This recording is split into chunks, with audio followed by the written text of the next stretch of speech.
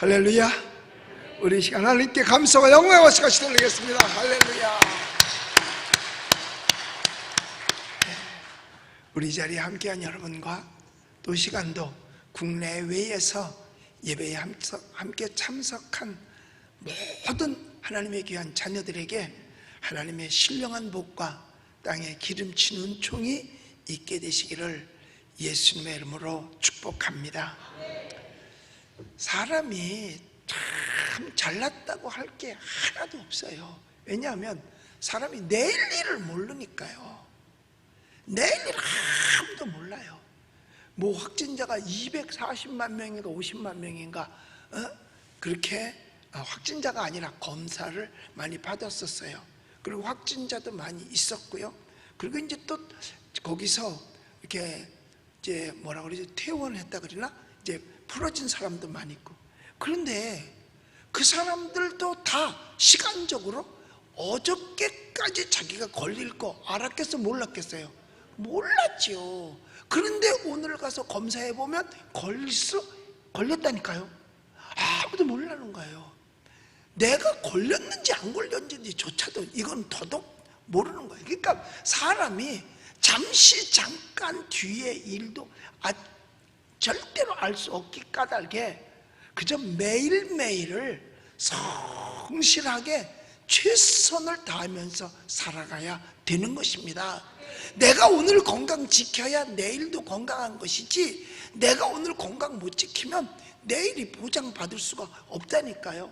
그래서 사람은 오늘의 내 삶이 내일의 예언임을 알고 그래서 오늘 충실하게 사는 거예요. 오늘 충실하면 내일이 보장될 것이고, 오늘 충실하지 못하고 개차반처럼 살면 결국은 개 같은 인생이 될 수밖에 없을 거라 그 말이죠. 그런데 하루는 어느 날부터 무엇부터 시작하느냐 하면 우리는 아침부터 시작해서 저녁에 마치는 겁니다. 유대 나라는 좀 달라요.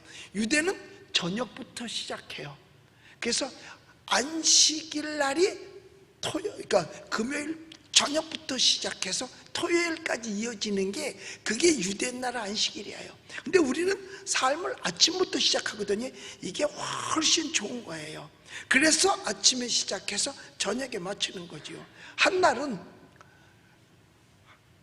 달은 월초로 시작해서 월말로 마치고, 1년은 1월 정말 초하루로부터 시작해서 마지막 12월로 마치는 거죠.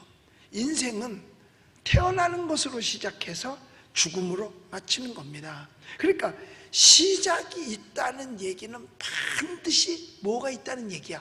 끝이 있다는 겁니다. 끝이 없는 사람이 하나도 없어요. 언젠가는 다 끝이 있는 겁니다. 농사는 봄에 씨 뿌리잖아요.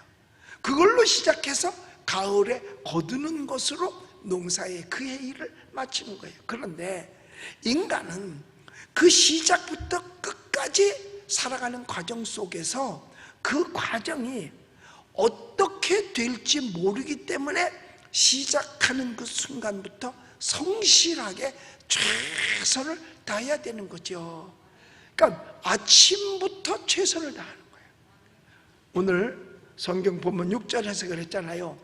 우리 6절을 이거 한 절밖에 안 되는 거니까 이거 이제 오늘 여러분 읽어봅시다. 자, 시작. 너는 아침에 씨를 뿌리고 저녁에도 손을 놓지 말라. 이것이 잘 될는지 저것이 잘 될는지 혹 둘이 다 잘 될는지는 알지 못함이니라. 여기 보니까 아침에 씨를 뿌리고 라고 말씀을 했습니다. 자, 아침은 하루가 시작되는 시간이잖아요. 그 시간부터 최선을 다하라는 거죠. 성실하게. 우리 속담에 참 좋은 속담이 있어요. 시작이 반이다. 시작이 반이에요. 그러니까 시작을 잘못하면 절반을 잘못한 거야. 시작이 성실하지 못하면 절반을 성실하지 못한 거나 마찬가지라니까요. 그래서 단추는 첫 단추부터 잘 꿰야 되는 거예요. 그냥 아무 데도 막 이렇게 끼다 보면은요, 나중에 나는 여자들 그 옷 중에서요, 등 뒤에 단추 많이 달린 거 있잖아. 그거 어떻게 끼고서 그 옷을 입는지 난 아직도 그게 궁금해. 여기 꼭대기는 이 두 손으로 낀다고 쳐. 밑에도 껴. 그럼 가운데는 어떻게 해? 그런데도요, 그 단추가요, 그 패션 하는데 보면 막 10대 개씩 들어있어요. 그런데 끼다 한참 꼈는데 보니까 첫 단추를 잘못 꼈어. 그럼 지금부터 다시 다 풀러서 새로 껴야 될 거 아니에요. 우리 아침에 특송한 우리 우영이 형제 어디 갔어? 갔어? 네. 여기 와서 찬양하는데 성가복을 입었는데 단추를 잘못 꼈더라고. 단추를 잘못 누가 껴줬는지 혼자 껴준 것 같아 아무래도. 그러니까 중간에 껴있어서 뒤에서 옷이 완전히 이렇게 삐뚤어진 거야. 그렇다고 내가 강단에서 내려가서 또 그거 해줄 수도 없고, 그래 나만 뒤에서 보니까 그냥 내버려 두자. 그런데 단추가 잘못 껴지니까 이게 아주 사람 볼품 안 나더라니까요. 그러니까 단추는 처음부터 잘 껴야 돼요. 그래서 사실 처음이 중요한 이유는 뭐냐? 천리길도 한 걸음부터 시작하는 거예요. 여러분, 천리길도 한 걸음부터 시작하는 거예요. 우리 예수님께서는요, 하루를 시작하기 위해서 매일 새벽 미명에 오히려 일어나서 한적한 곳에 가서 거기서 기도하시더니라고 마가복음 1장 35절에서 말씀하고 있어요. 그러니까 예수님께서도 하루를 시작하기 위해서 새벽에, 그것도 오히려 미명에, 아직 먼동 트기 전에. 여러분, 그래서 새벽 기도는 누가 만들었느냐? 예수님이 만들었고요, 예수님이 시작한 거예요. 절대로 욕하지 마세요. 새벽 기도는 어떤 놈이 만들어가지고 맨날 이렇게 힘들게, 이러면 안 된다니까요. 누가 만들어? 예수님이 만드는 거예요. 그래서 이는 어떤 일을 하더라도 시작 전에 기도하고 시작한다는 것을 본보여 주신 거예요. 여러분, 새벽에 일어난다는 것은 그 자체가 신성하고 거룩한 겁니다. 그래서 사실 우리나라도요, 발전이 언제부터 시작한 거냐? 새벽부터 시작했어요. 우리나라 발전은 새벽부터 시작했다니까요. 어떻게? 새마을운동 시작하면서 뭐부터 울려? 새벽종. 새벽종이 울렸네? 새아침이 밝았네. 우리 모두 일어나 새마을을 만드세요. 그러니까 새마을운동, 나라 발전을 위한 그 시작도 사실은 교회에서 치는 새벽종. 새벽종 어디서 쳤죠? 교회밖에 없었어요. 교회에서 친 거예요. 그러니까요, 어떤 분은 평생을 새벽에 교회 종 치는 걸 낙으로 삶았던 옛날 성도들이 많습니다. 그게 종직이지 뭐. 종직이 할아버지, 종직이 장로님, 종직이 권사님. 그러니까 이게 종각이 이렇게 매달려 있어요. 바깥에, 건물 안에 있는 게 아니라 건물 바깥에 이렇게 이제 나무로 이렇게 해서 올려가지고 저에 종탑 해놓고 거기다 종을 달아놓잖아요. 그 잘못당기면 땡그랑 땡, 땡그랑 땡 이러면서 종이 울려요. 근데 옛날에는 꼭 종을요, 초종, 재종이 있었어. 30분 전에 초종을 쳐. 그 다음에 재종은 30분 후에 치는 거야. 그러니까 11시 예배다 그러면 10시 반에 초종을 치는 거야. 그 종소리 듣고 그 마을 사람들이니까 30분 안에 다 오는 거예요. 옛날에는요, 또 시계도 많지 않았어요. 시계를 몇 시인지 알아보려면 뒷집으로, 시계 있는 집으로 물어보러 갔다니까요. 그리고 시계 차고 다니는 사람도 그렇게 많지 않았어요. 그러니까 시계 지나가는 사람한테 물어보잖아요. 지금 몇 시 됐어요? 그러면 안 가르쳐줘. 왜? 그러면 시계 찬 사람하고 안 찬 사람하고 똑같잖아. 그러니까 안 가르쳐줘. 이거 빼기 귀찮았어. 근데 어떤 사람은 왜? 나 시계 찼다 이거야. 자랑하느라고. 시계천 자랑하느라고 그렇게도 한다니까요. 내가 이렇게 하면 이건 자랑하려고 한 거 아니야. 그냥 옛날에 그랬다 그 말이지. 이건 자랑할 것도 없어. 이 시계는 2230원짜리 시계니까. 운임까지 해서 2350원인가 그렇더라고. 네. 어마어마하게 싸요. 근데 좋아 보이지, 고급스러워 보이죠. 달래면 그냥 줘. 누구든지 달라 그래. 그냥 줘요. 시계 때문에 시험 들지 말고. 옛날에 우리 성도님이 그 양품점을 하면서 짜퉁 시계를 팔았어. 그런데 나한테 목사님 이거 그냥 하나 차세요. 이거 굉장히 비싼 거잖아요. 아니야, 싼 거예요. 짜퉁이라는 거야. 그런데 그 시계 이름이 명품이야. 까르띠에. 까르띠에 들어봤어요? 기가 막힌 거예요 그게. 그래서 그냥 쳤다.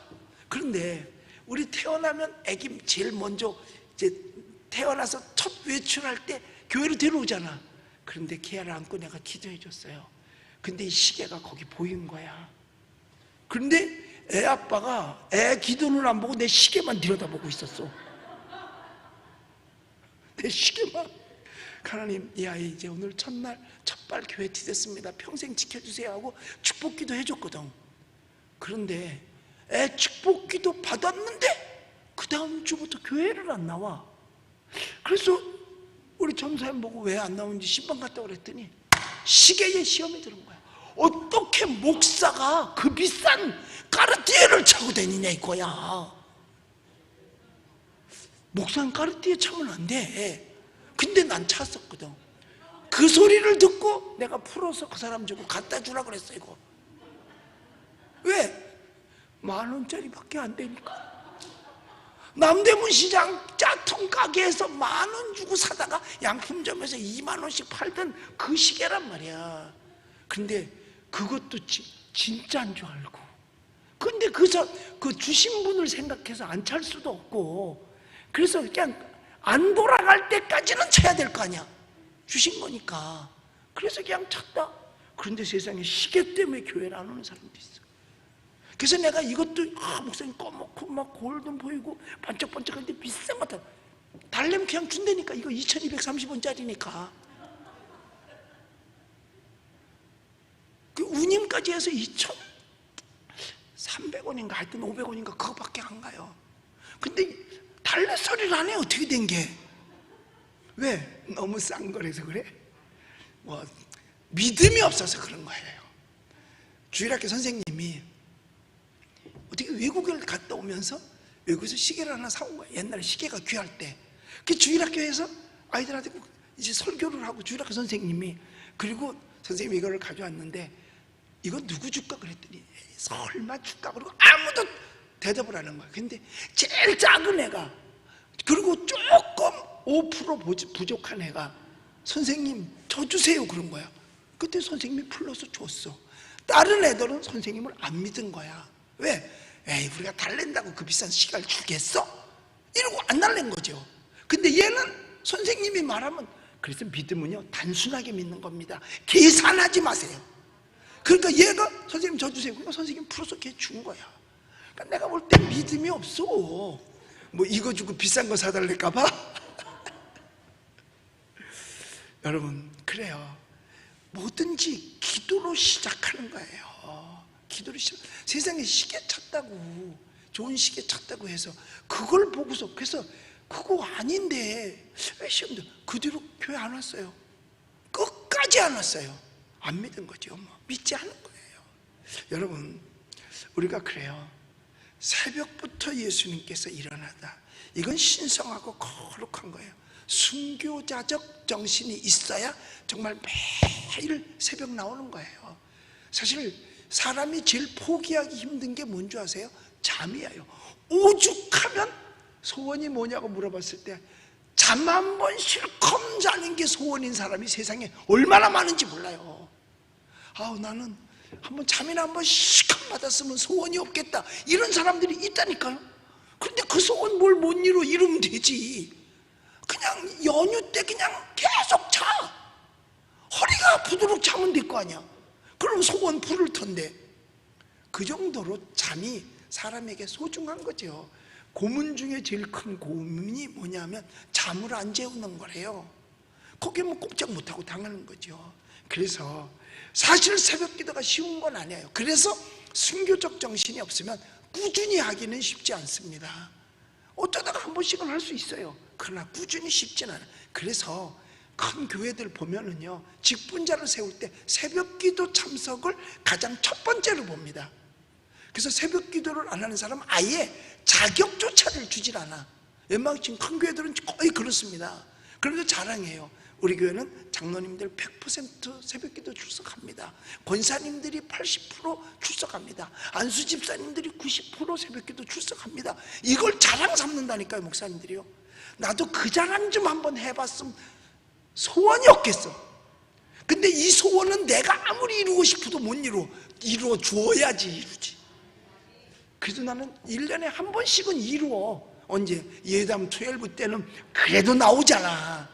그때 한번 소원을 이뤄보고 1년 내내 내 소원을 못 이루어. 그 내 소원 이루는 거는 장로님, 안수집사님, 권사님들이 조금만 협조해주면 담임 목사 소원도 이루어줄 수 있다니까요. 근데 그건 내 소원보다도 하나님이 소원하고 계시는 줄 믿으시기 바랍니다. 그래서 사실 여러분 새벽부터 최선 다하는 거예요. 여러분 이게요, 파수꾼의 사명을 다하는 거고, 이게 민족이 살 길이고, 이게 가정이 살 길이고, 여러분 이게 사업이 살 길인 줄 믿으시기 바랍니다. 우리나라 아무 자원 없어요. 무슨 뭐 기름이 한 방울 나옵니까? 너 이랬더니요, 목사님 우리 참기름 짜요 그러더라고. 그 기름 말고 땅속에서 나오는 석화, 기름, 땅속에서 나오는 오일이 있냐 이거야. 단 하나도 없어. 그렇다고 우리나라에 무슨 석탄이 어디서 그렇게 많이 나옵니까? 금이 어디서 그렇게 많이 나옵니까? 뭐 특별한 자원이 별로 없어요. 그런데 이렇게 부강한 거 있어요. 우리 지하 자원이 있습니다. 새벽 기도. 이게 진짜 큰 자원이에요. 새벽 기도 나오는 사람 쳐놓고 나라와 민족을 위해서 기도하지 않는 사람 없습니다. 다 새벽에 와서 우리 대한민국 잘 살게 해주세요. 다 기도해요. 새벽 기도 나와서 하나님 우리 민족 지켜주세요. 김정은이 좀 죽여주세요. 막 이렇게 기도하더라니까. 다윗같이 기도해요. 다윗이 다 그렇게 기도했거든요. 다윗이 적들을 멸하여 주시옵소서 이런 기도를 했으니까요. 그래서 새벽 기도부터 하는 게 시당에 최선을 다하는 거예요. 파수꾼의 사명 다하는 거예요. 또한 낮에 일터에 가서 힘써 일하는 것, 이것도 아름다운 모습입니다. 기도하고 나서 기도만 계속 하라는 게 아니에요. 하루 종일 새벽에 나와서 아침 일찍 기도했으면 그 다음엔 일터로 나가라는 거죠. 여러분, 그래서 성경에 보면 눈물을 흘리며 씨를 뿌리러 나간 자는, 그 씨 뿌리는 건 뭐예요? 일터에 가서 일하는 자는 기쁨으로 단을 거두리로다 라고 말씀을 했습니다. 그런데 우리나라가 부지런하고 잘해서 우리나라가 발전했다고요? 글쎄요. 우리나라 옛날 풍속도 보면은요, 일하는 것을 그린 그림보다는 신선노름하는 그림이 훨씬 더 많습니다. 모여 앉아서 술추념하는 그림, 배 띄워놓고 거기서 노는 그림, 이게 훨씬, 일하는 그림은 별로 사실 찾기가 쉽지를 않아요. 우리나라 옛 그 풍화 이런 거 다 보면 거의가 다 노는 그림이 제일 많아. 기생집 그림, 장구 치고 노는 그림, 또 풍악을 울리는 그림, 이런 그림이 많다니까요. 그러니까 그때 당시에 사람들이 일하고 노는 게 더 많다는 얘기죠. 그런데 서양 그림은요, 일하는 그림도 참 많습니다. 그 대표적인 게 여러분 알잖아요. 이삭 죽기. 파리에 있는 그 이삭 죽기 있잖아요. 거기다가 또 만종, 저녁에 일 다 마치고 종소리가 울릴 때 하나님 앞에 감사기도. 그게 어디야? 다 밭이야, 밭. 밭에서의 모습을 그려놓은 거예요. 그러니까는 사실 어떻게 보면 우리가 생각해 볼 때 어느 게 더 아름다운 그림이겠는가 이거예요. 저녁에 만종이 울릴 때 하나님 앞에 일 끝나고 땀을 닦으면서 그 모습이 더 아름다울까? 아니면 풍악을 울리는 그림이 더 아름다울까? 우리는 어떤 게 더 아름다울까 이거예요. 그러니까 여기 성경에서 눈물을 흘리며 씨 뿌려 나간 자, 이 말은 무엇이냐면 눈물과 땀을 흘린다는 건 최선을 다하는 거예요. 최선을 다할 때에 좋은 결과를 가지고 오는 겁니다. 그러니까 어떤 일을 해도 열심히 하면 땀이 흘러요. 땀 흘리게 해야 되는 겁니다. 이런 얘기가 있어요. 이제 부부가 결혼을 했는데 사업에 실패하고 어려움을 겪게 된 거예요. 그러니까 이제 어떻게 하냐, 연탄이라도 팔아야 우리가 먹고 살겠다. 그래가지고 연탄 배달을 하는 일을 한 거예요. 그런데 이 연탄이 얼마나 무겁습니까? 옛날에 보면 한 집에 연탄을 보통 100장씩 들여놔요, 겨울에. 그리고 돈 있으면 200장 들여놔요. 그러면 부자 된 느낌이거든. 그러니까 100장을 이제 리아카에다 실어서 이제 집에 간단 말이에요. 그런데 우리나라는 평지만 있는 게 아니라 연탄 떼는 집은 언덕이 많아, 이렇게. 거기로 올라가야 돼. 근데 남편 혼자 끌고 가기 힘들으니까 부인이 뒤에서 밀어주어야 그 일을 하는 거예요. 그러니까 열심히 땀 흘리며 일을 하죠. 그래서 아침에 나올 때는 그래도 뭐 하다못해 뭐 뭐라도 바르고 나오는데, 그런데 그 부인이요, 남편이 잘 모르는 한 가지 핸디캡이 있었는데 눈썹이 없어. 그래서 그 부인은요, 한 번도 남편보다 늦게 일어나 본 적이 없어. 왜? 빨리 일어나서 눈썹 그려야 되니까. 그 남편한테 민둥산의 얼굴을 보여주기 싫어서 일찍 일어나서 눈썹부터 다 그리고 나서 화장을 하고 남편을 맞이한 거예요. 참 그것도 대단한 것 같아요.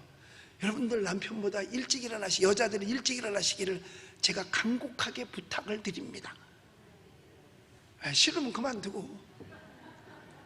여러분, 사실 아무리 이뻐도요, 잠자리에서 아침의 모습, 초저녁의 모습이 아니라 아침에 이미 침은 거의 여기 흘러 있어. 일러 있고요. 그다음에 머리는 산발이야. 그리고 뭐 밤이니까 아무것도 안 발랐으니까 뭐 그렇게 썩 이쁘지 않을 것 같아. 근데 대신 남편보다 일찍 일어나면 남편한테 그 얼굴을 안 보여주잖아요. 그 여인은 한 번도 남편한테 아침에 늦게 일어나 본 적, 맨 얼굴을 보여준 적이 없죠. 그리고 눈썹부터 바른 거야. 왜? 눈썹이 없으니까 흉하잖아요. 꼭 나환자 같기도 하고 항상 발라. 그런데 겨울이야, 연탄 배달을 가는데 언덕을 밀고 올라가니까 세상에 땀이 비 오듯이 흐르는 거야. 그러면 땀이 막 흘러 얼굴은 저 범벅이고 연탄을 밀고 끌다 보면 나도 모르는 사이에 얼굴이 시커매지는 거예요. 그런데 올라가다 잠시 쉬는데 남편이 얼굴을 닦아주는 거야. 왜? 땀 흘렸다고. 그래서 수건을 꺼내가지고 이 수건으로 얼굴을 닦아주는데 세상에 부인 마음 상할까봐 이렇게 닦아주질 않고 꼭대기 이마에서 살짝 눈썹을 비켜서 이렇게 해서 닦아줬어요. 부인이 처음에는 깜짝 놀랐어요. 왜? 혹시 내 눈썹 닦아질까봐. 근데 남편이 다 알고 있었으면서 그거 다 감안해서 덮어줬어요. 그리고 싹싹 이렇게 닦아줬어요. 그리고 눈썹을 살려놓은 거야. 이때 이 아내가 남편이 자기를 위한 배려와 아량, 그냥 눈물을 펑펑 쏟으면서 고맙다고, 내가 네 아까를 죽을 때까지 밀어도 하나도 힘들 것 같지 않다고. 왜냐? 마음을 이해해 줬잖아. 뭐 하면서? 최선을 다하면서. 남편도 최선을 다하고 아내도 최선을 다했어요. 이 최선을 다한 모습도 아름다운데 거기다가 배려까지 하는 아름다움, 얼마나 감사해요. 그래서 내 저녁 예배 때 가끔 조는 분이 있어도요, 내버려 둬요. 왜? 배려하기 위해서. 가서 강제로 눈을 띄워놓으면 얼마나 마음이 아프겠어요. 그래서 그냥 배려 차원에서 내버려 두는. 어떤 사람은 이렇게 옆에다 기둥을 한번 대주고 싶은 사람도 많이 있어요. 왜냐? 아예 목이 땅에 떨어져. 이렇게 갖다 턱이라도 이렇게 받쳐서 세워놓으면 좀 낫지 않을까 하는 마음도 들어요. 여러분, 뭐든지 보면 최선을 다하세요. 최선을 다할 때 결과가, 좋은 결과가 나온다, 그 말입니다. 성경에 보면 그래서 십계명 중에도 안식일날 쉬라고 했잖아요. 그때 뭐라고 말씀하시냐면 엿새 동안은 힘써 일하고 제7일은 여호와의 안식일인즉 이렇게 말하고 있어요. 그러니까 정말로 제대로 안식할 수 있는 사람의 자격은 어떤 사람이냐? 엿새 동안 힘써 일한 사람이 안식일을 지킬 수 있는 자격이 있다는 거예요. 엿새 동안 놀고 그러다가 어떤 사람은요 이틀 놀고 하루 쉬어요, 힘들어서. 그리고 3일 놀고 또 이틀 쉬어. 그런 사람은 안식할 자격이 없다 그 말이에요. 그래서 성경에도 보면 힘써 일하라, 그리고 모든 일에 최선을 다하라고 이야기를 하고 있습니다. 대충 한 건 하나님 기뻐하지 않아요. 그러니까 지난번에도 말씀드린 대로 달란트 비유 보면 1달란트, 2달란트, 5달란트 얘기 나오잖아요. 그런데 2달란트, 5달란트 받은 사람은 힘써 일해가지고 배를 남겼어요. 2달란트 더 남겼고 5달란트 더 남겼어요. 1달란트 받은 사람은 감춰놓고 가만히 있었던 거예요. 그리고 그냥 돌아가졌어요. 아니, 놔두더라도 옆에 사람이 하는 걸 좀 보고 배웠어야 될 거 아니야. 그래서 나도 한번 늙혀볼까? 이런 게 있어야 될 텐데 그냥 뭐 세월 지나간 대로 대충 넘어간 거예요. 대충 넘어갔어요. 여러분, 교회에서도 마찬가지예요. 1달란트 받은 사람처럼 묻어놓으면 안 돼요. 2달란트, 5달란트 받은 자처럼 발전을 시켜야 되고 부흥을 해야 되고 남기는 것이 있어야 되는 것입니다. 그러니까 뭔가 자꾸 배우려고 해야 되고 뭔가 발전시키려고 해야 되는 거예요. 그냥 있으면 안 돼요. 여러분, 군뱅이한테도 배울 게 있어요. 무슨 재주? 구르는 재주를 군뱅이한테 가서 배워야 돼요. 어떤 사람이 옛날에 시골에 살았는데 시골에 있던 동네 사람 청년 하나가 서울 가서 출세를 하고 온 거야. 그런데 보니까 뭐 관복을 다 입고 왔는데 보니까 출세한 거야. 그 동네 청년이, 젊은 청년이 물었어요. 형 어떻게 해서 이렇게 출세를 해가지고 이렇게 멋있는 옷을 입고 왔어? 그랬더니 야 임마, 괜찮아. 서울 가서 3년만 굴러 먹으면 나 정도는 다 돼. 그런 거야. 아, 그거구나. 그래가지고 이 청년이 서울로 올라왔어요. 그리고 그날부터 굴르기 시작하는 거야. 왜냐하면 서울 가서 3년만 굴러 먹으면 저 정도 된다니까. 계속 굴른 거야. 계속 굴른 거야. 그런데 이 소문이 궁궐에까지 들어가는 거예요. 어떤 젊은이가 있는데 서울 가서 3년 굴러 먹으면 출세한 데서 계속 굴렀다가 이런 소리는 들었어요. 그런데 임금이 어느 날 잠행을 나갔는데 신하 하나 데리고 나갔는데 정말 한 놈이 굴러다니는 거야. 그래서 그 앞에 서서 너 왜 굴르냐? 그랬더니 출세하려고 굴른다고. 임금이 물어본 거예요. 잠행 나가서 출세하려고 굴른다. 그러면 너 참판도 시키면 할래? 그랬더니 시켜만 주면 하지요. 그럼 너 판서도 시키면 할래? 그러니까 판 시켜만 주면 하지요. 그럼 너 임금도 할래? 그랬더니 벌떡 일어나더니 물어보는 그 임금의 귀싸대기 풀려가면서 감히 어디 네가 임금을 입에 담아? 그러면서 다시 올려붙이려고 그러는데 잡았어요. 한 대 더 맞을 뻔했지. 그때 임금이 알았어. 야, 백성이 나를 이렇게 생각하는 백성도 있구나. 임금에 대해서 모욕적인 언사를 하면 자기를 이렇게 지켜주는 이런 백성이 있구나. 그래서 그 사람을 바로 거기서 능참판을 시켜준 거야. 그런데 그날이 언제냐? 딱 굴른 지 3년째 된 날이었었어.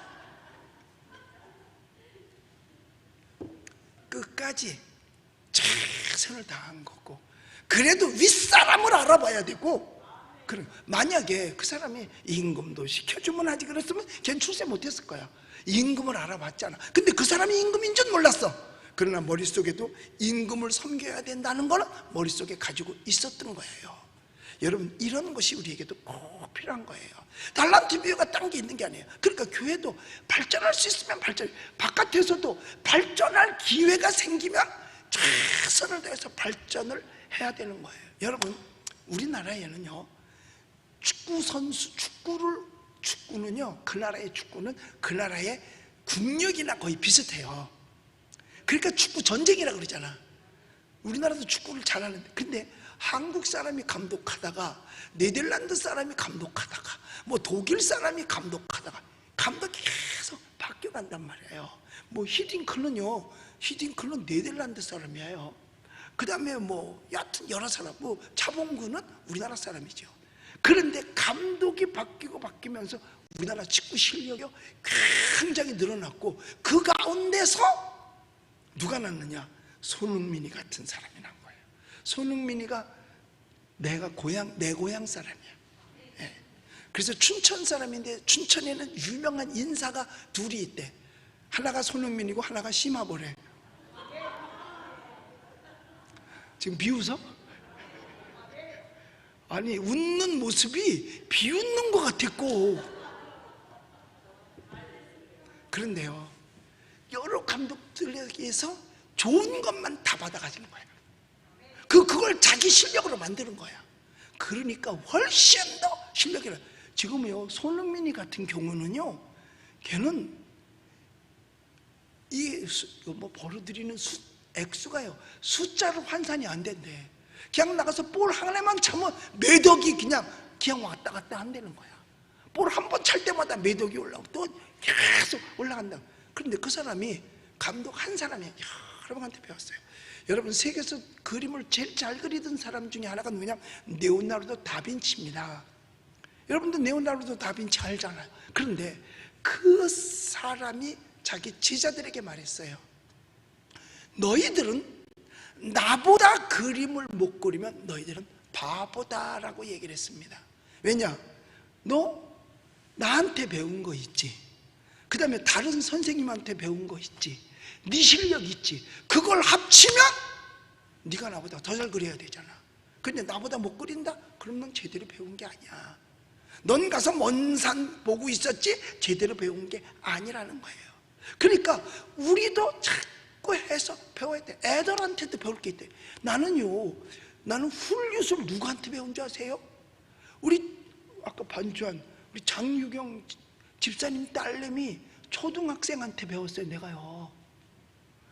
내가 딴 거 안 배웠어요. 야, 도레미와 솔라시도 어떻게 하는 거냐 그랬대. 목사님 이렇게 하는 거예요. 이렇게 알려주더라고. 여러분, 내가 이 세상 것 같으면 뭐가 그렇게 배울 게 있겠어요. 근데 내가 못하는 걸 걔한테 물어보니까 걔는 잘 알아서 가르쳐 주더라고요. 지금은 엄마 얘기로 내가 걔보다 더 잘 부른대. 왜? 난 걔한테 배우고 내가 또 딴 사람한테 또 물어봤거든. 그것까지 내가 가져버렸단 말이야. 나는 훌륭만 부는 게 아니에요. 오카리네? 그것도 불지요. 피리도 불지요. 색스폰도 불지요. 하여튼 부는 건 다 불어. 왜냐? 학생 때 내가 학생운동 하다가 붙잡혀가서 불어 그래가지고 그때부터 불기 시작해서 지금 다 불어. 그런데 이 사람 저 사람으로부터 좋은 건 다 배운 거예요. 그 교회 학교도 마찬가지예요. 전도사님들이 중등부에 가서 한번 설교했다 그러면 초등부에 가서도 하고, 초등부 전도사님이 중등부에 가고, 청년부도 가고, 이렇게 해서 좋은 메시지를 자꾸 개발을 해서 듣는 사람들이 좋아요. 성가대도 마찬가지야. 사실 성가대 지휘자들이 다 있으면 성가대 지휘자가 미카엘 지휘자가 할렐루야도 가서 좀 가르칠 수 있으면 가르쳐. 왜? 지휘자가 가르쳤어도 그가 없는 거를 이 사람도 또 가질 수 있거든. 그리고 할렐루야 지휘자도 마찬가지야.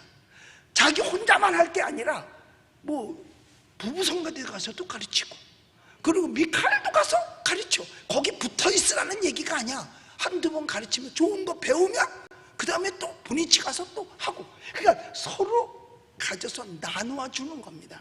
여러분, 부흥회가 뭔지 아세요? 내 교회 목사님이 전하는 것보다 다른 사람이 와서 전하면 또 다른 게 있으니까 그걸 우리 교인들한테 습득시키겠다는 거야. 그러니까 강사비를 주고 부흥회를 불러가는 거죠. 그리고 내가 모르는 모든 것들을 또 다른 전문가들이 있으니까 그 전문가들을 불러다가 우리 가르치는 거야. 내가 의학은 모르잖아. 그러니까 이황재 박사님 모셔다가 2번씩이나 강의를 들어서 우리가 모르던 걸 깨우쳤단 말이에요. 그런데 내가 교만해가지고 난 절대로 누구든지 강단에 안 서요. 난 내가 혼자 구워먹든 삶아먹든 할까 발전 없어요.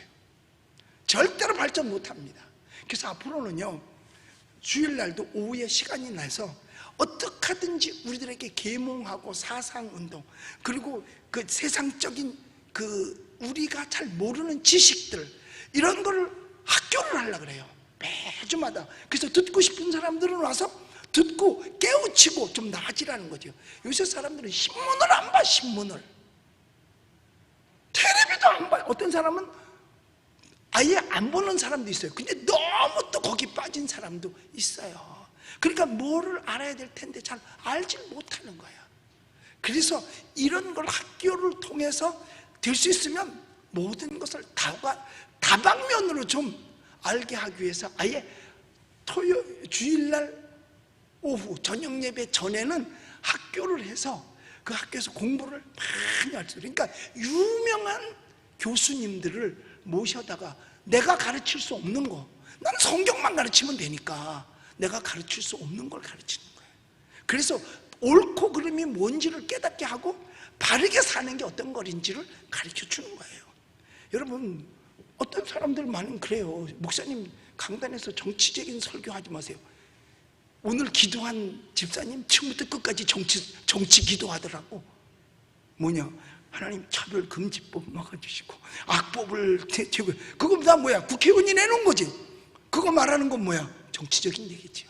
그래서요, 칼바르트가 독일의 신학자요, 한 손에는 성경, 한 손에는 신문을 들어야 된다고 강의했어요. 왜? 세상을 알지 못하면 하나님의 말씀을 전할 수 없다. 왜? 말씀은 세상에 적용하라고 말씀을 준 거거든요. 그래서 우리를 가리켜서 너희는 세상의 빛이라 그랬지, 교회 안의 빛이라고 말하지 않고, 너희는 세상에 나가서 소금 노릇하라 그랬지 집에 앉아서 소금 노릇하라고 한 것이 아닙니다. 그러니 세상에 나가서 하려니까 뭘 알아야 돼요? 세상을 알아야 돼요. 성경 물론 좋아요, 맞아요. 그런데 이것만 가지고서 세상을 모르면은요, 뭐 되는 줄 아세요? 이상한 미신에 빠져버린다니까요. 샤머니즘에도 빠지기도 하고 그래요. 그래서 여러분들, 우리가 기도할 때도 여러분, 우리 요즘 보면 모든 기도하는 사람들이 빼놓지 않고 기도하는 게 뭐예요? 악법을 막아달라는 거잖아. 그 악법을 누가 내세웠는데? 정치하는 사람들이 내세웠잖아. 그거만 악법이 아니라 다른 것들도 잘못된 것이 많이 있다 이 말이에요. 그러니까 성도들은 기도할 때 그렇게 기도하는 거고, 주의 종은 설교할 때 그걸 하는 거예요. 성도들 보고 그거에 대해서 설교하라는 얘기 아니야. 기도할 때 그런 기도하고, 설교할 때는 그런 설교를 하는 겁니다. 그런데 잘 알지도 못하는 사람이 목사가 강단에서 정치적인 설교한다고. 여러분, 구약 성경은 몽땅 다 정치적인 설교예요. 시편 전체가 다 정치적인 설교고요, 선지서가 전부 다 정치적인 얘기예요. 다른 거 없어요. 여러분, 우리가 이런 걸 잘 알아야 됩니다.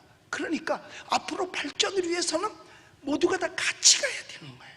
그래서 배울 거 있으면 또 배우고, 가르칠 거 있으면 가르치고, 그래서 각자가 가지고 있는 재능을 교회를 위해서, 하나님을 위해서 여러분들이 풀어놓게 되시기를 예수님의 이름으로 축복합니다. 그래서 내가 최선을 다했느냐? 아니요. 남이 볼 때 최선을 다해야 그게 진짜 최선 다한 거예요. 자긴 잘한 것 같아. 근데 남이 볼 때 하나도 못 봤어. 여러분, 그래서 평상시 최선을 다해야 돼요. 결국은 표시가 나게끔 되어져 있습니다. 그러면 아침에만 최선 다, 아니요, 아침부터 저녁까지 최선을 다해요. 자, 오늘 6절 보면은, 자, 6절 다시 또 읽어볼게요. 오늘 본문입니다. 시작. 너는 아침에 씨를 뿌리고 저녁에도 손을 놓지 말라. 여기까지만 할게요. 자, 뭐라 그랬어요? 아침에 씨를 뿌리고 저녁에도 뭘 해라? 손을 놓으면 안 된다는 거예요. 손을 놓으면 안 된다는 거예요. 그러니까 저녁에도 최선을 다해라. 그러니까 뭐냐? 유종의 미를 거두라는 거죠. 출발했으면 마지막 유종의 미를 거두라는 거예요. 우리도 여러분 유종의 미를 거둬야 돼요. 우리 연초에 출발할 때 하나님 앞에 기도하면서 내 마음속에 각오한 것들 있잖아. 그걸 이루어 가야만 이게 뭘 한 거냐? 유종의 미를 거두는 거예요. 아침에 하루를 시작하는 시간이라면 저녁은 하루를 마감하는 거잖아요. 그런데 그게 용두삼이가 되어서는 안 된다는 얘기예요. 열심히 해, 시작은 한 것 같은데 나중에 보면 아니야. 그래서는 안 된다는 거죠. 그래서는 안 된다는 거예요. 그래서 용두삼이가 돼서는 안 된다. 아무리 잘했어도 끝이 나쁘면 안 된다니까요. 여러분, 좋은 그림을 그렸어요. 근데 마지막 마무리가 잘못돼 버리면 그 그림은 다 엉망진창이 돼보고 마는 거예요. 우리가 인생의 그림을 쫙 그려가더라도 마지막 죽음 직전에 내 인생이 엉망진창이면 그동안 그림 헛그린 거나 마찬가지, 헛살은 거나 똑같다는 거예요.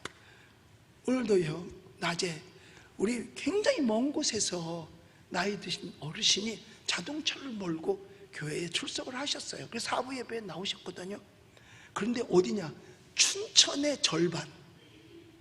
그러니까 여기서 춘천까지 가는데 춘천의 절반에서 오셨어. 어디? 마석이라는 데서요. 연세부 드신 분이요.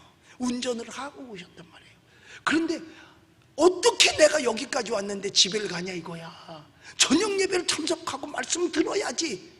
그런데 밤에는 연세가 있으셔서 낮에는 잘 보이는데 밤에는 잘 안 보인대. 밤에는. 그래서 그럼 여기 쉬어가세요. 제가 그랬어요. 여기서 쉬어서 내일 아침 새벽 기도까지 하고 가세요. 그럼 새벽 기도에 되면 먼 트니까 가시면 짓잖아요. 여러분 보세요. 얼마나 아름다운 모습이에요. 이게 한두 일이 백리가 일이 십리가 아니라니까. 그런 데서도 이렇게 마지막에 노후에 하나님 앞에 신앙으로 멋지게 마치고 싶은 마음이 간절해서, 그래서요 쉬는 시간에 뭐 하러 다니는 줄 아세요? 일로 이사 오려고 집 보러 다니셨대. 우리 교회에서 어떻게 복덕방 하나 할 수 없을까? 요즘에요 일로 이사 오고 싶은 사람들이 너무나 많아요. 부천에서 오신 분도 일로 이사 오고 싶다고 그러고요. 또 과천에서도요 오실 때마다 집 보러 다니는데 요새 집값이 너무 올라가지고 마땅한 게 없는 거예요. 그래서 여기가 서울 아닙니까? 서울이니 강원도나 경기도에서 오려면 이게 만만치 않거든. 왜냐하면 그래도 여기가 서울 아닙니까? 서울. 내가 서울 사람이에요. 내가 그렇게 쉽지 않죠. 그래서 어떻게 땅을 사서 다세대를 한 10개 지을까? 그러면 거기에 전세금 가지고 다 들어오면 집 짓는 값이 될 것 같기도 하더라고요. 내가 아까 그런 생각이 딱 들어. 그래서 내일은 땅 보러 다니려고 그래. 땅 딱 되면요 짓기 시작하면 3개월이면 짓거든. 다세대는요 3개월이면 입주할 수 있단 말이에요. 그것도 괜찮을 것 같아. 돈 있는 사람 나 찾아와. 목사님 나 집 장사하고 싶은데 나 좀 시켜달라고. 여러분, 우리는 처음 출발이 좋았으면 끝까지 좋아야 되는 거예요. 끝까지 좋아야 되는 거야. 그러니까 발전을 위해서는 서로 협력한다는 사실을 알아요. 그래서요 사람이 초월할 게 두 가지가 있어요. 뭔지 아세요? 인정을 초월하고 물질을 초월해야 신앙의 성공자가 됩니다. 특히 예수 믿는 사람일수록 물질을 초월해야 되고 인정을 초월해야 돼요. 그러니까 돈 때문에 신앙생활에 방해를 봐서는 안 되는 거예요. 그럼 그건 초월하지 못한 거예요. 그러니까 아브라함이 본토 친척 아비 집 다 초월하고 가잖아요. 거기다 동네 함께 살던 정들었던 사람을 포기하고 가잖아요. 신앙생활은 이렇게 하는 거예요. 그런데 사람이 좋다 사람이 나쁘다, 이 사람은 싫고 이 사람은 좋고 하는 인정에 매이면은 신앙생활 바로 못합니다. 절대로 발전할 수 없습니다. 절대로 바꾸자. 그러니까요 얼마 전에 돌아가신 세계적인 재벌, 우리나라를 이렇게 먹고 살도록 만들어준 사람 중에 하나가 이건인가 그런 그분이에요. 그분이 한 말이 있어요. 마누라 빼놓고는 다 바꿔라 그랬대. 부인 빼놓고는 회사 바꿀 거 있으면 다 바꾸라 그랬대. 왜? 그래야 발전하지. 과거에 묶여서 있으면 절대로 발전할 수 없다는 거예요. 그러니까 무언가 하고자 하는 사람은 밀어줘야 된다는 거예요. 그러니까요 교회 학교에서도요 선생님들과 또 우리 부국장님, 국장님들이 교회학교 발전을 위해서 목사님, 언젠가는 이 코로나 끝나면 우리가 선두를 차지하냐면 교회학교 발전시킬 수 없습니다. 지금은 전부 다 교회를 향해서 혐오 시설로 생각하고 손가락질하는데 어떻게 걔네들을 우리가 끌어서 구원시킬 수 있습니까? 그리고 애들이 오면 부모는 자동적으로 따라오니까 목사님 이거 먼저 해야 됩니다. 그래서 제가 100% 허락했어요. 그래서 지금 지금 준비하고 있는 거예요. 그래서 지금 비전센터도 아이들을 위해서 그 모든 촬영 시설까지, 왜? 거기서 모든 걸 아이들이 와서 누릴 수 있도록, 그것도 비싼 돈 주고, 오늘 제가 그동안 고민을 많이 했어요. 너 돈이 너무 많이 들어간다. 돈이 한 3,500에서 4천만 원 정도가 들어가야 그 비전센터의 촬영 장비를 다 갖추는 거예요. 그냥 그걸 뭐 이렇게 해서 다 갖춰요. 그리고 여기도 조금 업그레이드 시키고. 그래도 제가 하자 그랬어요. 분명히 그럼 또 하나님이 도와주실 거다, 밀어주는 사람도 있을 거고, 하자는 거예요. 감사하죠. 그리고 지난 금요일 날이잖아요. 세상에 알지도 못하고 이름도 모르고 아무것도 모르는 사람이 목사님은 꼭 필요한 사람에게 이걸 도울 수 있을 것 같아요. 그러면서 나한테 금일봉을 가져왔다 그랬잖아요. 우리 교회는 안 해요. 사무실에 맡겨놓고 갔어요. 그래서 그걸 도울 사람을 지금 찾는 거예요. 이걸 또 도와줄 사람이 있으면 돕자. 그러니까 이렇게 또 하나님이 역사하실런지도 모르는 거거든요. 그러니까 열심히 살았는데 마지막 인생이 비참하면 여러분 무엇라고 후손에게 남길 것이 있겠느냐 이거예요. 마지막 인생이 비참하면, 자기는 열심히 사는 것 같아. 그럼 끝까지 열심히 갔어야지. 마지막에 안 좋으면 처음부터 안 좋은 거나 마찬가지예요. 그러니까 처음도 좋아야 되고 중간도 좋아야 되고 마지막도 다 좋아야 되는 것입니다. 그래서 전사님들도 한 곳에만 있지 말고, 오늘 유년부 했으면 다음엔 초등부도 가서 좋게 준비해서, 왜냐하면 여러분 맨날 집에 밥만 먹다가 바깥에서 밥 한번 딴 밥 먹으면요 맛있어요. 좋아요. 그리고 좋은 것만 받아들이면 돼요. 성가 때도 마찬가지야. 꼭 미가엘이 있다고 미가엘만 하면 안 돼. 할렐루야도 가고, 할렐루야 지휘자가 미카엘도 가고, 이러면서 좋은 것만 많이 남기고 받아들이는 사람은 좋은 것만 다 받아들이면 되는 거야. 그러면 뭐가 되는지 실력이 향상되는 거예요. 그런데 나는 안 배울래. 그럼 교만한 거예요. 가장 교만한 사람이 뭐냐? 배우기 싫어하는 사람이 가장 교만한 거예요. 그래서 제가 교만해서 뭘 누구한테 안 배우잖아요. 내가 교만한 거야. 그래도 어떤 때는 초등학교 애한테도 배우고. 그런데 제가 사실 교만한 편이에요. 그러니까 잘 안 배우려고 그러는 거죠. 그래서 독학한 게 많아, 나는. 독학이. 자, 여하튼 우리는 잘 가다가 끝까지 잘 가야 된다고 하는 것. 인생의 멋있는 황혼기를 맞이해야 된다는 거예요. 여러분, 낮이 아름다우면 저녁 노을도 아름답습니다. 낮이 엉망진창이면 저녁 노을도 엉망진창입니다.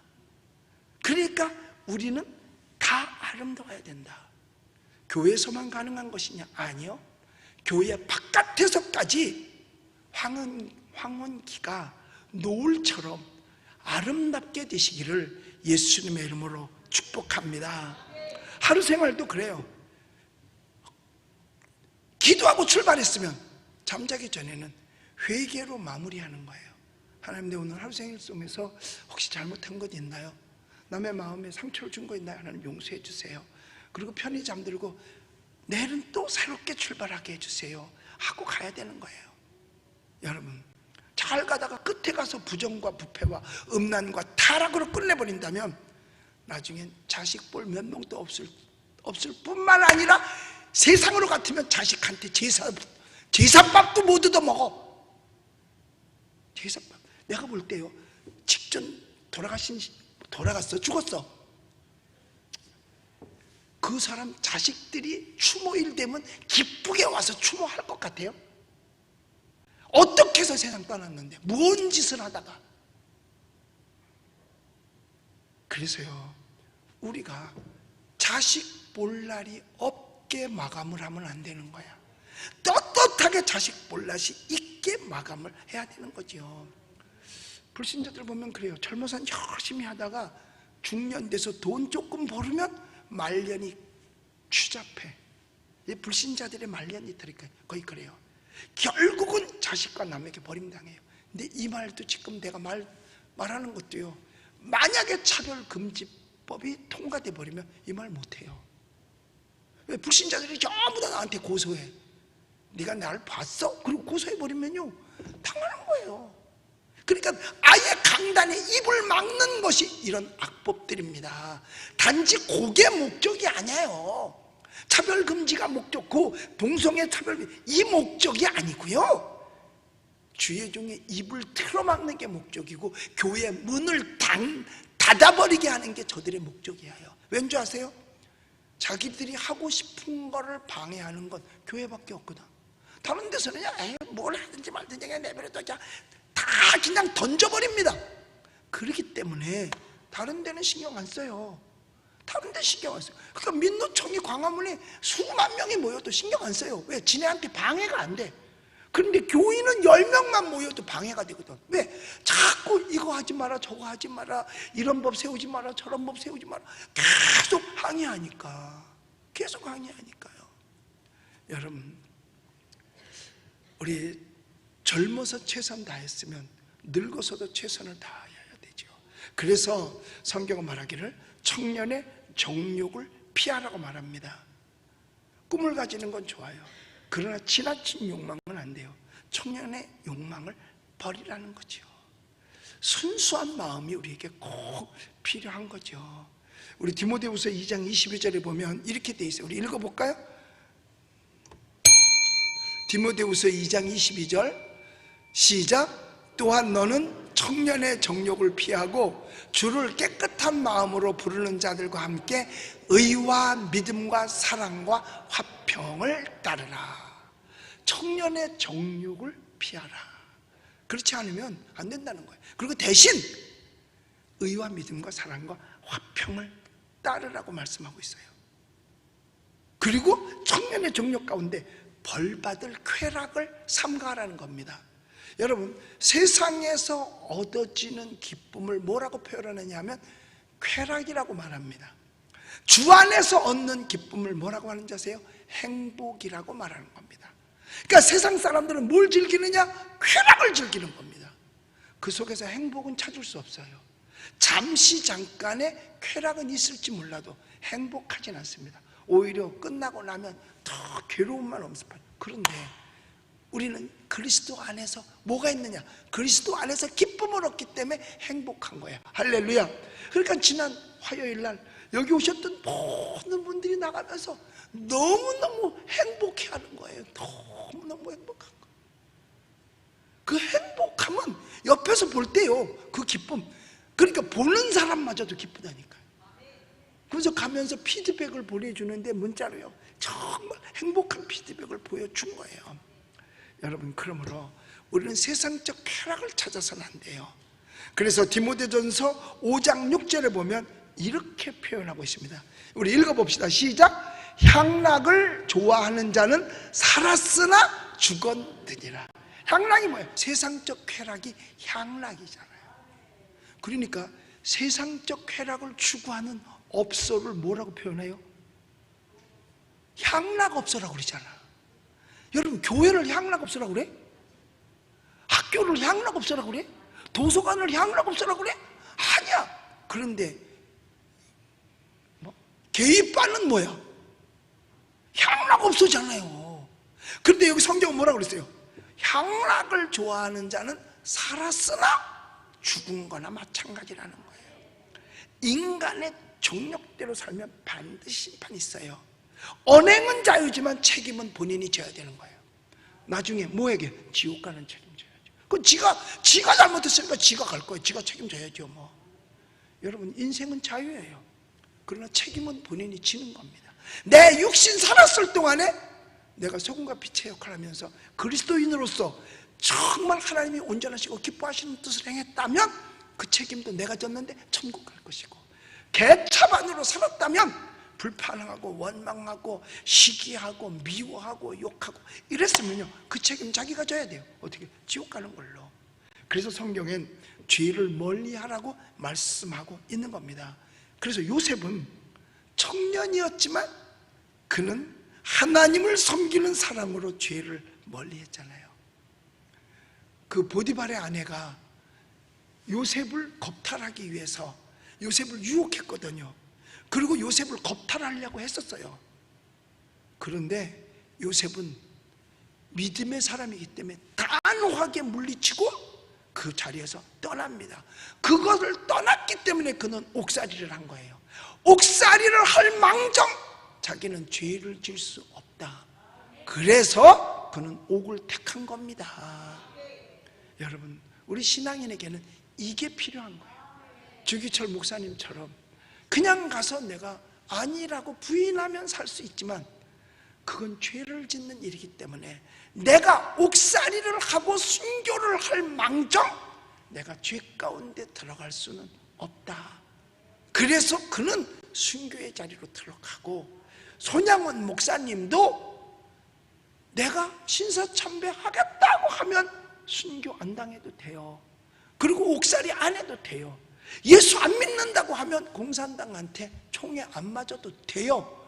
그렇지만 그것 때문에 내가 하나님을 부인할 수 없죠. 예수님 부인할 수 없죠. 그래서 총에 맞아 죽어 순교를 하면서도 그 자리를 지킨 거예요. 그러므로 하나님을 섬기는 사랑으로 죄를 멀리하는 차원을 넘어서 하나님 두려워할 줄 아는 신앙을 여러분들 다 갖게 되시기를 주님의 이름으로 축복합니다. 내가 이렇게 하면 하나님이 나를 어떻게 대하실까 한 번쯤은 생각해 봐야 돼요. 내가 이 말을 하면 하나님이 나를 어떻게 생각할까? 내가 이런 행동을 했을 때 하나님은 나를 어떻게 생각했을까? 이걸 생각하면 우리가 함부로 죄인의 길에 서거나 오만한 자의 자리에 앉을 수가 없을 것입니다. 그래서 저도 계속해서 제가 지난주 한 설교에 대해서 내가 책임을 져요. 내가 말을 했으니까 목숨 걸고 나는 하나님께서 내게 주시는 사명 감당해야 되겠다. 교회 지키고 나라 지키는데 정말 최선을 다해야 되겠다. 오히려 내가 뒤로 돌아서면 여러분이 나한테서 돌을 던지라 그랬고 나를 욕하고 떠나라고까지 말씀했어요. 저 스스로가 매일 새벽마다 기도할 때마다 그것이 희석될까 봐 또 다짐하고 또 다짐하고 또 다짐해요. 예수님은 철회하면서 십자가 지려고 또 다짐하고 또 다짐하고 또 다짐한 것처럼. 그래서 지난 월요일 날 제가 주기철 목사님, 손양원 목사님 만나러 나섰다가 문 걸었다 그래가지고 기왕 왔는데 지난 화요일 날 여기에 참석한 분이 한 분이 진해에 계시는 분이야. 목사님 제가 안내해 드리겠습니다. 그래가지고 내일 아침 8시 반 기차로 가서 거기에서 나를 딱 만나가지고 다 안내를 싹 다 해주기로 했어요.